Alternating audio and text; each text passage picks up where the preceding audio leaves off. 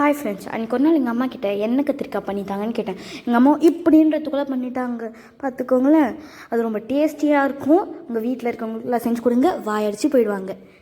எண்ணெய் கத்திரிக்காய் செய்யறதுக்கு ஃபஸ்ட்டு நம்ம அதை வதக்கி அரைக்கணும். அந்த வதக்கி அரைக்கிறதுக்கு உண்டானதை நம்ம ரெடி பண்ணிக்கலாம். நல்லெண்ணெய் ஊற்றிருக்கேன். இதில் இந்த கிரேவிக்கு தேவையான மொத்தமே நான் இதில் வச்சுருக்கேன். இதில் எல்லாமே பாதி சேர்த்துக்க போகிறேன். மீதி பாதி மறுபடியும் நம்ம தாளிப்போம், அப்போ யூஸ் பண்ணிக்கலாம். கொஞ்சம் சோம்பு, லவங்கம், பட்டை, அப்புறம் ஸ்டார் கிராம்பு, இது எல்லாமே நம்ம போட்டுக்கலாம். இல்லை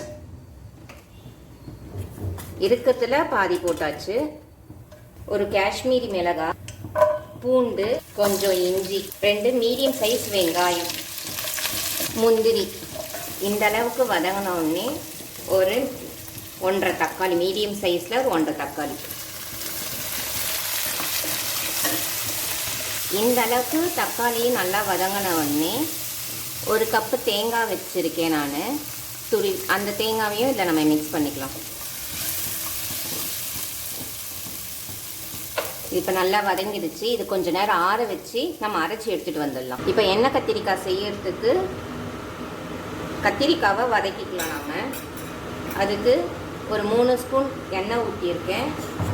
அதில் நான் ஒரு 4 கத்திரிக்காய் கட் பண்ணி வச்சுருக்கேன்.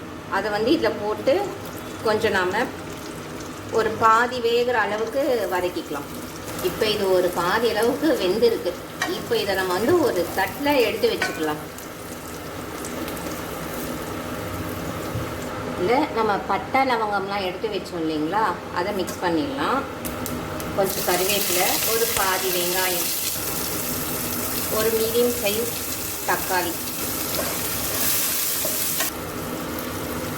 இந்த அளவுக்கு புளி ஊற வச்சுக்கலாம். தக்காளி வதங்கிடுச்சு. இப்போ நம்ம அரைச்சி வச்சிருக்க அந்த விழுதை இதை சேர்த்துக்கலாம். மஞ்சத்தூள், மிளகாத்தூள் 3 ஸ்பூன் போட்டிருக்கேன். தேவையான அளவு உப்பு. மஞ்சத்தூள் மிளகாத்தூள் ஸ்மெல் எல்லாம் போகிற அளவுக்கு நல்லா கொதிக்கட்டும். இது கொதிக்கும் போதே நம்ம வதக்கி வச்ச கத்திரிக்காவுமே இதில் மிக்ஸ் பண்ணிக்கலாம். நாம்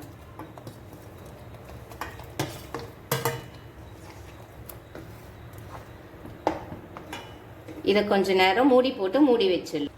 இது ஒரு 5 மினிட்ஸ் கொதிச்சிட்டு இருக்கு. இந்த டைமில் நாம் புளி ஊற வச்சோம் இல்லைங்களா, அதை இது கூட நம்ம மிக்ஸ் பண்ணி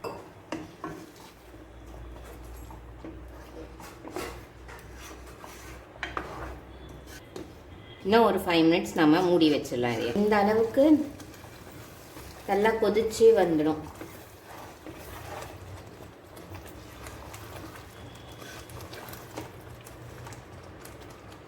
எண்ணெய் கத்திரிக்காய் ரெடி.